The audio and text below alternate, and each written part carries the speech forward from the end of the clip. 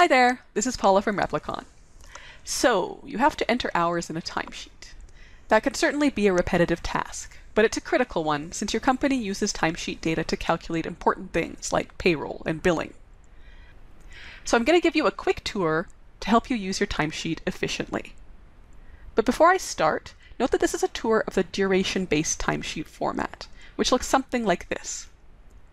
In this format, you enter how long you worked on something, say 1 hour for a meeting or 8 hours for a shift. The other option we offer is an in-out timesheet, where you record your start and end times. If you record start and end times, stop this video and look for our in-out tour. Now without further delay, let's take a look at what you can do with your duration-based timesheet. First, you can add a new row, like this. If you record time worked against projects or tasks, you can select those here. If you record time against activities, those will display here instead. Is your time billable?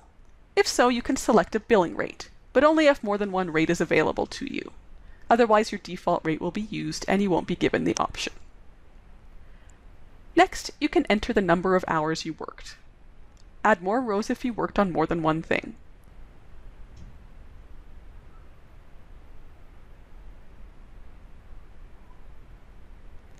If you need to record a comment related to one of your time entries, you can.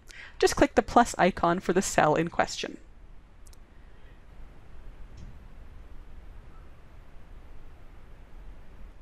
If you see a message that looks like this at the top of your timesheet, a validation error or warning is in effect.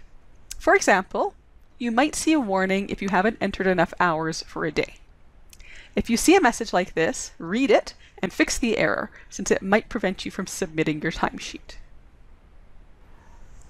If you have a Book Time Off button, you can submit time off bookings from within your timesheet. This can be handy if you took unplanned time off, like sick time. And if you messed up, you can use the Clear All option and remove all data and start over. Note that you can simplify things by copying data from a previous timesheet or from your schedule.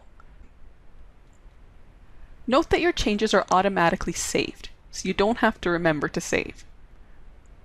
What you will have to remember to do is submit your timesheet once you've finished filling it out by clicking Submit for approval. The due date should display here. If you're curious about who's approving it, click See All Approvers. After you've submitted your timesheet, you can check the Approval Details table to see whether it was approved or rejected, and to see any comments your approvers made about the timesheet. But note, you'll likely be sent a notification once it's approved or rejected, so you don't usually have to look back at submitted timesheets. If you do need to look at an older timesheet, you can navigate to it by clicking See All Timesheets.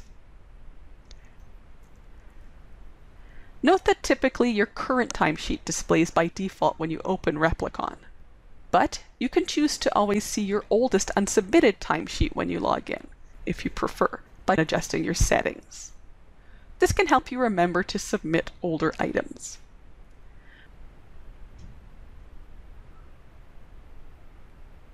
Wondering what this refresh button does? This button triggers payroll recalculation based on data in your timesheet. Generally speaking, you could ignore this button, though clicking it won't cause any issues.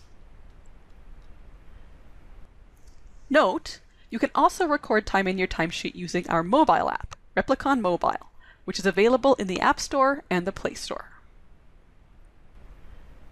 One final note, since Replicon offers optional timesheet elements, like custom fields, you may have features in your timesheet I didn't mention, or you may be missing one or two small items that I did mention.